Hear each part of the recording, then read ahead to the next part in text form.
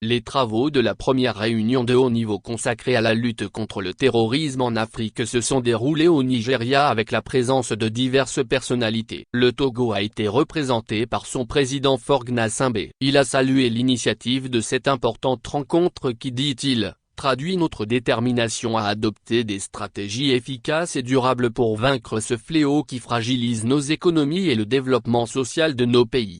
Le terrorisme menace la substance même de nos États. C'est pourquoi au fond, vaincre le terrorisme est notre seule option. Ma conviction de vaincre le terrorisme dans la sous-région ne peut s'entendre sans une coopération interétatique efficace. Et nous devons être à même de remporter les victoires militaires dans un contexte de menaces protéiformes et de conflits asymétriques, fait savoir le président du Togo lors de la réunion qui a eu pour thème renforcement de la coopération et des institutions régionales pour répondre à la menace évolutive du terrorisme en Afrique.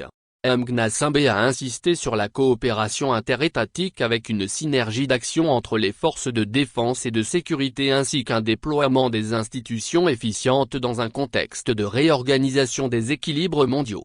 Sans négliger l'impact des initiatives prises pour rallier nos populations au maintien de l'état de droit et leur assurer des conditions de vie améliorées, il me paraît que c'est par une organisation réformée que nous pouvons vaincre le terrorisme. Cette nouvelle organisation de la coopération militaire que j'appelle de mes vœux, doit impérativement prendre en compte le contexte mondial, a indiqué le président Faure Gnassingbé.